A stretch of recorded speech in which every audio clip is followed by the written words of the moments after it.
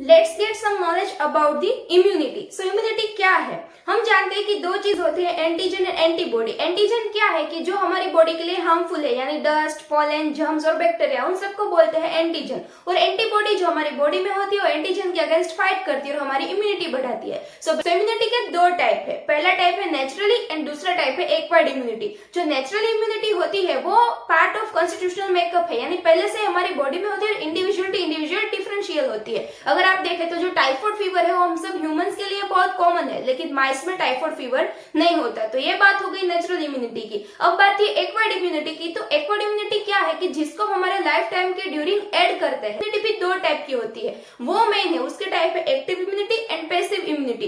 Active immunity के अंदर क्या होता है कि हम बाहर से कोई एक्टिवली इम्यूनिटी अंदर डेवलप करने के लिए लेते हैं, तो वो इम्यूनिटी डेवलप होने में ज्यादा टाइम लगाएगी लेकिन लाइफ लॉन्ग तक रहेगी। तो एक्टिव हमें कोई एक बार इन्फेक्शन हो गया तो दूसरी बार नहीं होता, तो ये हमारी बॉडी में क्या हुआ कि इम्यूनिटी डेवलप हो गई। उसका वेल नोन एग्जांपल है चिकन पॉक्स। हम सबको पता है अगर एक बार हो गया तो बाद में नहीं होगा, क्योंकि हमारी बॉडी उसके अगेंस्ट कौन सी एंटीबॉडी बनानी है, कैसे फाइट करनी है, रिकॉग्नाइज कर लेगी।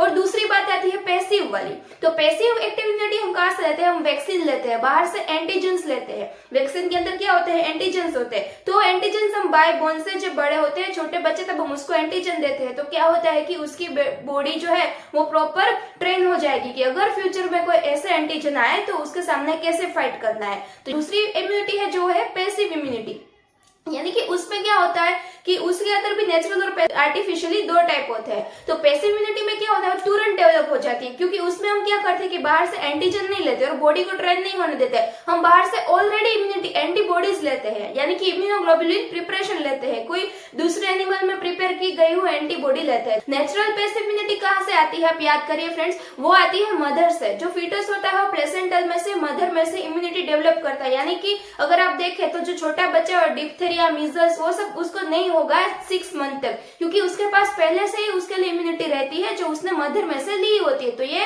क्या है कि प्रॉपर इम्यूनिटी उसने ली है प्लेसेंटा के थ्रू मदर में से, तो उसको पैसिव इम्यूनिटी बोलते हैं, क्योंकि वो एंटीजन से डेवलप नहीं हुए। लेकिन वो जैसे जैसे बेबी बड़ा होगा 6 मंथ तक का, तब तक वो लॉस हो जाएगी, इसलिए हम उसको वैक्सीन दिलवाते हैं।